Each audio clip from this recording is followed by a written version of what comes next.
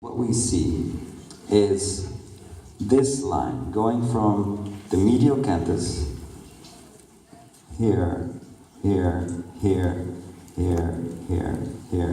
This is the insertion of the orbicularis retaining ligament.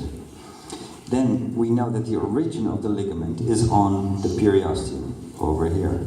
I can palpate with my pencil the periosteum. So basically what we need to do is we have to put some product in between these lines. And you know, having all these Belotero products over here, I can use different products for different depths. And so the basis of the infraorbital area is the cheek. There's the zygote, the maxilla and the zygoma. So what I usually do is I start with deep volume to already improve the anterior and sometimes the lateral cheek, and then from there I will inject in these basically two anatomical areas. So the way that I do that usually, you can put your head back, is by marking a line between the ala and the tragus, the alar tragal line. It's a kind of a little bit of a roundish line that divides the cheek in the upper and the lower part. Now, there's usually for cheek augmentation, in my normal practice, two entry points, one at the zygomatic arch and one at this alar tragal line. From here, you could do lateral cheek. For her, it's not necessary, and you could do medial cheek like this. It's important to mark the infraorbital foramen that's over here, because we want to avoid injecting in that foramen. So I will start with Belotero volume, and typically I would use a little bit of local anesthesia. It's not really necessary, especially not with Ukrainian women. They are very comfortable with a little bit of pain. That is my first entry point. When I will move to, can you put a 25-38 cannula on there, please? When I will move to the palpebromalar groove, you will see that I'll have an entry point here and an entry point here, just lateral to the orbicularis insertion. And when I move to the tear trough, you will see that I have an entry point right here. And that entry point is in between this ligament and this ligament. So there's basically two important ligaments over here. There's the orbicularis retaining ligament and there's the zygomatic cutaneous ligament. And in between them, I will advance my cannula. So also these entry points will get a little bit of adrenalized anesthesia. 1, 2, and 3. So also I will mark for you the two foramina that are important. So one, you can palpate with your little finger, is the infraorbital foramen over here. That is the infraorbital foramen. Then there's another one, also important. Sometimes you can feel it a little bit, little depression, just on the infralateral part of the orbital rim. Zygomaticofacial foramen. So there's both from these structures is a neurovascular bundle that exits the skull and should be avoided. Can I have an entry needle, please? A 23 gauge entry needle. So I will start with the medial anterior cheek, which is, in my opinion, the basis of the tear trough.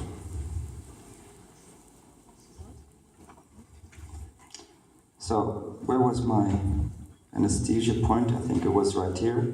So I go in with the needle, just the tip, I rotate and I pull back. Okay, I will already do the other ones as well. One over here,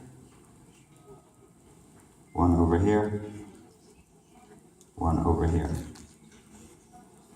Okay, and I will move to Belotero volume. Okay, we have all these great products here available, so I will use them. Can I have some disinfection, please? Yes.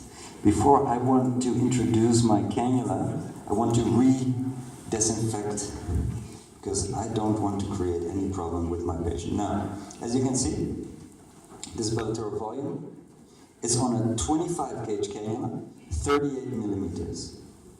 I introduce it into that little opening that I made. Sometimes you will see that it's a little bit difficult to get it through the skin. So in that case, you should stretch the skin open and then kind of rotate, and then you're in. As you can see, it's easy to get in.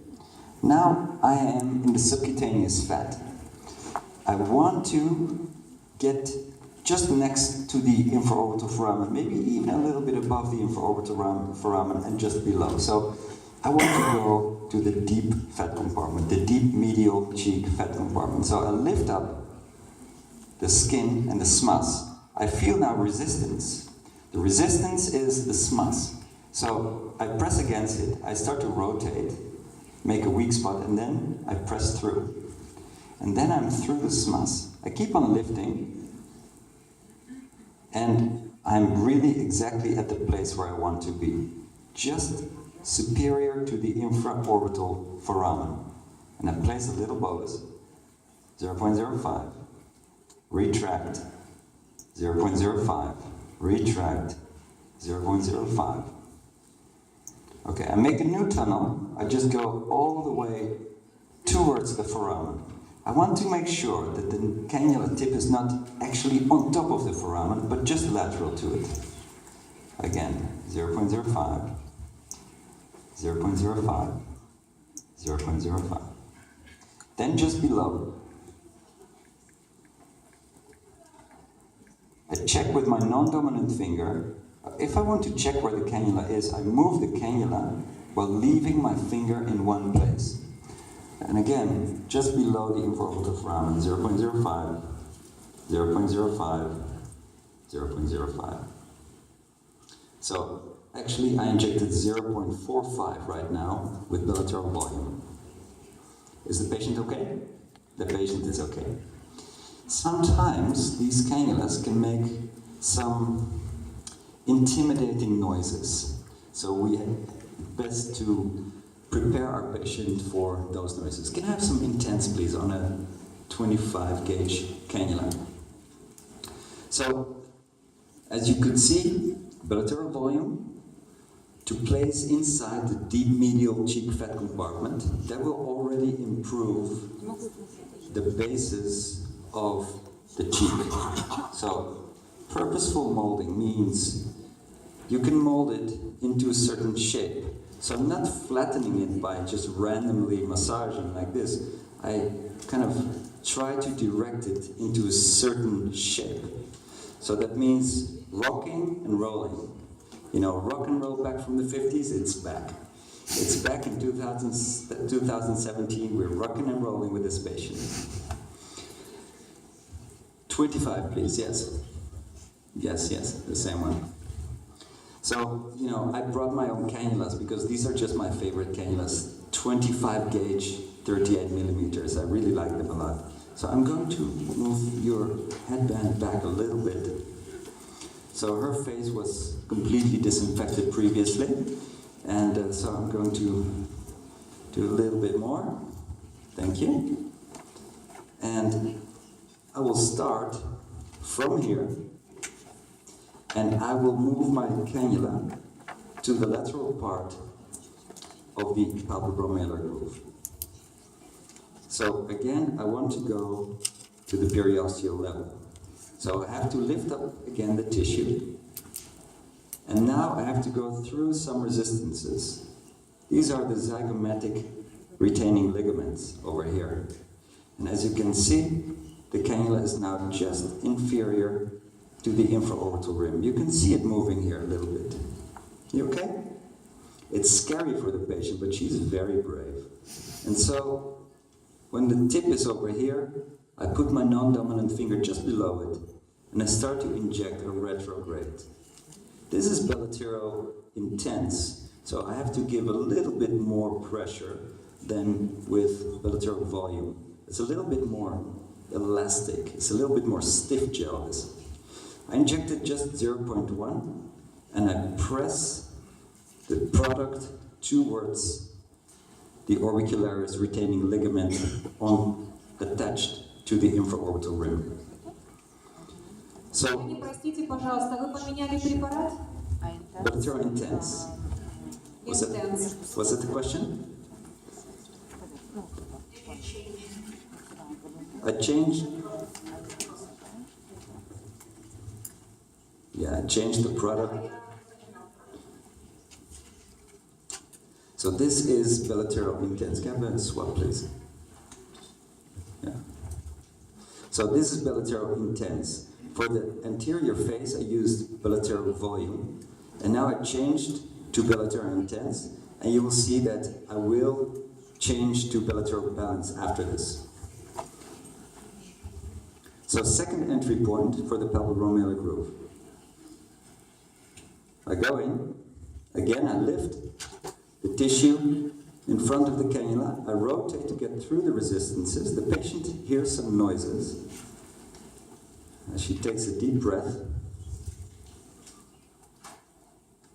Okay, and you can see this is where the cannula tip is. And again, I start to inject approximately 0.1 in a retrograde fashion.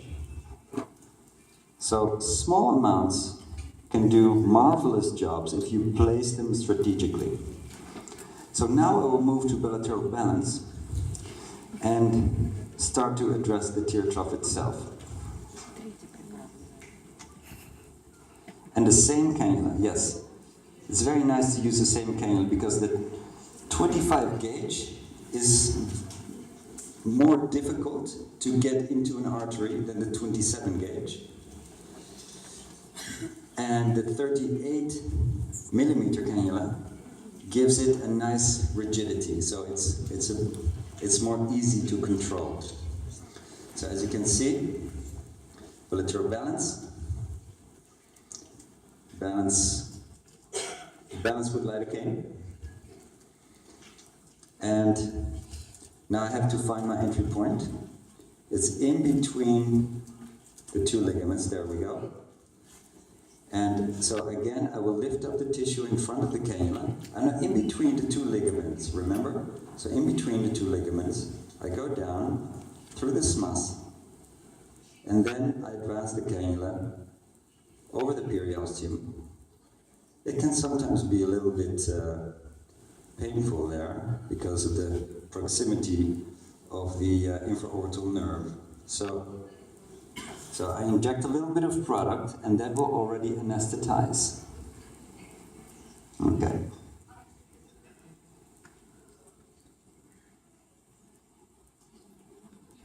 It can be a little bit painful sometimes. So I give a little bolus, 0.05, another 0.05, 0.05.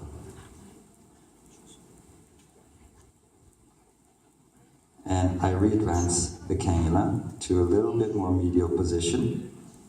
And again, 0.05 and 0.05. Now I can massage the product, mold it, massage it towards the medial part of the infraorbital area. Okay. Almost enough, not quite. I have to inject just a bit more. How much in total did we inject now? You okay? She's okay. She's from Ukraine. She doesn't mind to suffer a little bit if it makes her more beautiful. Okay, and I give another little retrograde of about 0.1. And so it's still a little bit undercorrected. Can you hold this? Can you look in the camera? It's a little bit undercorrected, but you can see the difference. You can see the difference between the treated side and the untreated side. Now, the mistake that you can make now is to continue injecting, because you see there's still a little bit tear trough visible here. But don't fall in that trap. Stop now and allow the tissue some swelling. because the swelling will probably be a little bit too much in the next few days.